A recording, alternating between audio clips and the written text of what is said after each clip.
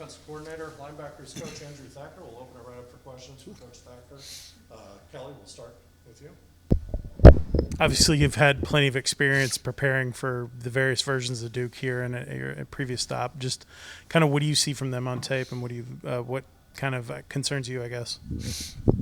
Mateo Durant, I think they feature him very well. He's an excellent back. He's one of the premier backs in the ACC. And then they make no bones about it. That's who they want to get the ball to. So good run game as they establish it well. Even first play of the game versus North Carolina this past week, he broke for an explosive run and then just continues to run hard. He is a downhill runner, an efficient runner right there, and actually with inside the framework of the box really reminds us his playing style of Jahmyr Gibbs. Not the home run speed that Jahmyr has, but that type of back. And then we had an opportunity to play the quarterback here in the past as well. So just an efficient thrower, a guy that's been had a lot of experience. Coach Collette, those guys do an unbelievable job of coaching quarterbacks to them to make the correct decisions. And then just the next piece that we're really concerned about and we're preparing for to that end is the tempo of the game. We put the graphic up today with our kids. They're averaging 77 plays per game, so upwards of almost 80 is where they want to get. They're going to push the tempo after any earned first down. They'll get back on the football and play fast, so we've got to be ready to execute at a high level. When you watch static pictures on a screen and we study the tips and the test and the sheets, our guys will actually be prepared to know a lot of the plays. They're not overwhelmingly formation-based, but they just play so fast that they make you execute at a high level by getting your eyes to the sideline, getting the signal, and then playing fast while you're under duress. Good offense. Saturday, what did you see from the play of the secondary, considering the time that maybe Pickett had to sit back there and wait for a receiver to get open, or he created some time for himself? Yeah, we need better play out of the entire defense, so certainly don't want to – you asked a specific question about the secondary. I certainly don't want to just focus on them. It was certainly not the outing that we wanted from top down, from a leadership position in front of the defense. We need communication. We need communication at a high level. One of our big focuses this week is how do we learn from a tough day. That's the ultimate goal. We learn from communication. A lot of preparation going into movements, pre-snap movements where there's motions, and not beating ourselves in those moments. So communication, doing our job, having our eyes in the right spot, and then winning, very, very simply winning. We had a tangible solution this week to literally Monday, Tuesday, Wednesday. We're doing one-on-ones every single day. A lot of times we do scripted cards versus simulating their offense versus the developmental team, and a lot of times the quarterback's running around for his life, and the receivers are developmental guys that aren't finishing routes, and we're not getting those moments of truth. So Kerry Dixon and the DB coaches, Coach Pop and Coach Burton, we're going good on good with the wide receiver one-on-one so we can get those moment of truth wins for us to improve and learn from our mistakes this past week, which there were plenty to go around. Anthony? Coach, Pitt was 2 for 2 on fourth downs in the game, and obviously as a defense coordinator, that is the prime opportunity to get defense off the field and change momentum within the game. Do you feel that was one of the huge differences in the game? And if not, what do you feel was the difference? Yeah, the loaded question. Do fourth downs hurt? Yes, absolutely. They're what they do for the offense and the momentum, what they do emotionally, what they do as far as metrics and statistics are concerned. It's overwhelmingly positive for the offense after they convert a fourth down, what that does for touchdown drives and efficiency of drives. So absolutely fourth downs are killer. I got to do a better job of getting a better call. We had a run situation. We had a pass situation one-on-one. They won. We did not. So we have to win those. Not sure how pointed your second conversation was or what your second question was. It was just more so if you didn't feel that was the difference. What other difference did you feel? Yeah, and I hope this is a direct answer, but not trying to be a sharp answer. But no, that was not the difference in the game. No, it was well before those fourth downs. Did we not play to the level and the standard that we need to play to? I was just curious, you guys have been in that 3-3-5 look, and it seemed like Saturday there was a real struggle to get off blocks and that sort of thing. Kind of what do those guys need to do up front to eliminate that and to get pressure again? Because that seemed to really put also a lot of pressure on your back end of your defense throughout the whole game. Yeah. It's certainly all complementary together for the same. Some of the let me go back. 2 weeks ago, you guys asked questions about that structure 3-3-5, and I just made a very obvious statement. It's not a magical defense. We were having some semblance of success because of the intangible piece. So how hard we were playing, how we were tackling, how we were knocking the ball out, and those type things. And then those things did not happen. So outside of the framework of structure and scheme that you're asking about, I thought we, as an organization, responded to adversity poorly, objectively. We didn't play to the level of effort that we normally play to. We had 0 takeaways. We had more missed tackles than we did in previous games. So those are all intangible things. Now back to your structure question. By nature, Pittsburgh was a pass-centric team, a 5-out team, a very incredible decision maker. I cannot compliment Kenny Pickett enough. I think he's a first-team All-American quarterback right now as far as the first 5 games. So he made just about every positive decision. For 3 years, I've seen him run around on that field and not get sacked for whatever reason. So even when we had the opportunity to get pressures, he did a poor job of going down. So we've got to change that. And then as far as the technique piece, we've worked on how do we transition better to pass rush, and just how do I help the guys be more of an attack style. North Carolina, certainly we had more success getting after the quarterback. A lot of those were by call, so not just being a 3-3-5 structure is not always a 3-down pressure deal. We're able to get more pressure by scheme, by my doing, to be able to help those guys. So there's a technique piece to it, and then there's certainly a scheme and call piece to it to me for us to get back to affecting the quarterback in a better way than we did this past week.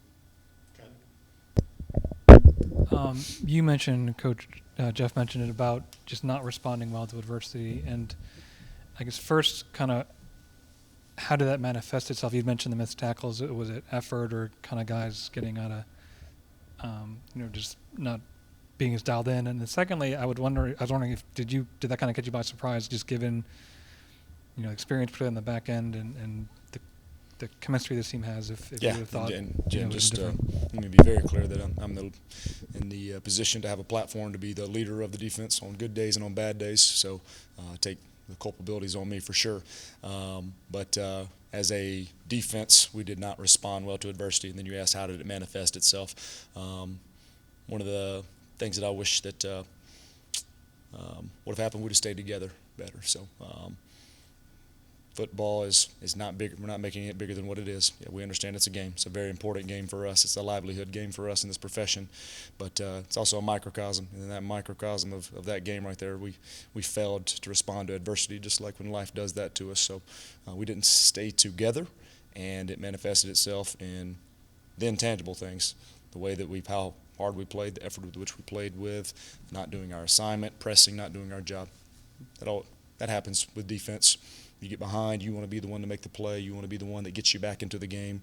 Then you start to do things that are uncharacteristic of your job, of your assignment, and then that only makes things worse as opposed to just playing one play at a time. It's really hard to be non-circumstantial in a game and not worry about all the exteriors, but that's what we ask them to do. So what do we do? How do we respond? We learn from those things. We get to teach off those things.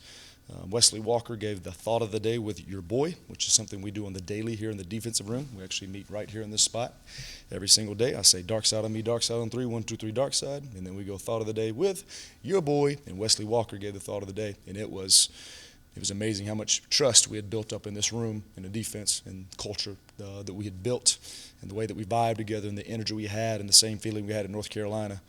And then Saturday, we lost some of that. Right? That's life, that's relationship, that's marriages, that's friendships. So now what do? Do we panic and lose those things forever and let that thing bleed into this upcoming week versus Duke? Or do we get back to finding ways to regain and build that trust and go out and be the version of ourselves that can be really freaking good versus Duke, which is the expectation? And as always, we talk about the response.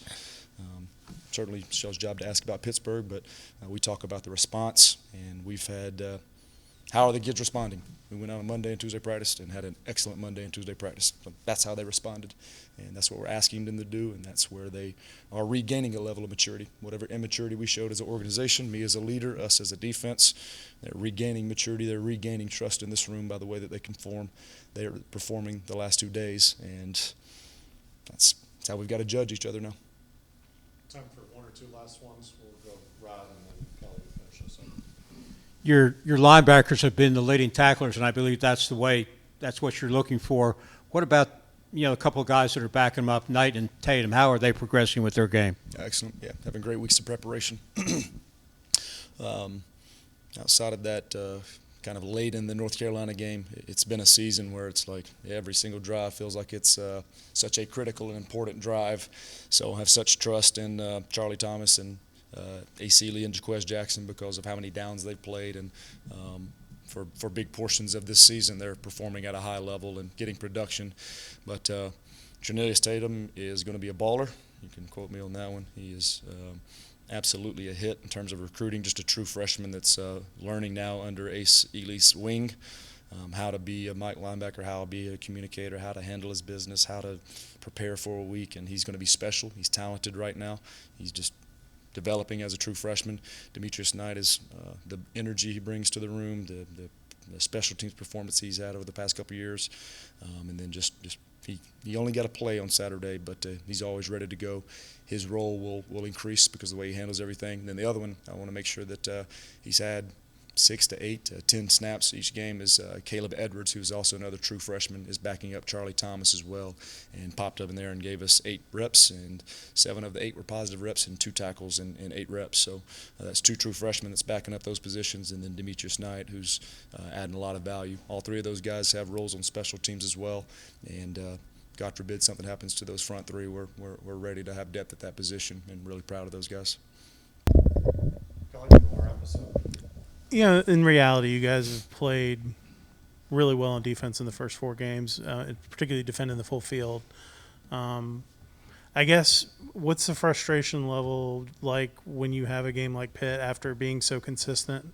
And kind of, is that something you can point back to the team to show them, hey, we were this good for the first 4 games, we can be this good, going forward? Or I guess, how do you approach that?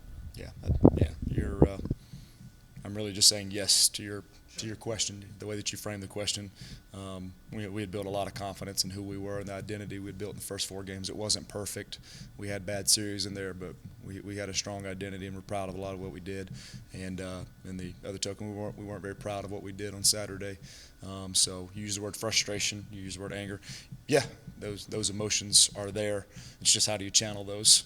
Is frustration and emotion now going to carry to Duke? And now, again, back to rebuilding trust. Is that going to not allow to build trust? So, God, I hate the cliches. I hate cliches. I really do. I hate the coach speak things, but we have to go back to work, and we have to be process-driven. And then we have a Monday structure and a Tuesday structure and a Wednesday structure. Today is normal downs on Tuesday, and we got a great feel for their normal downs. And then we had a blitz period.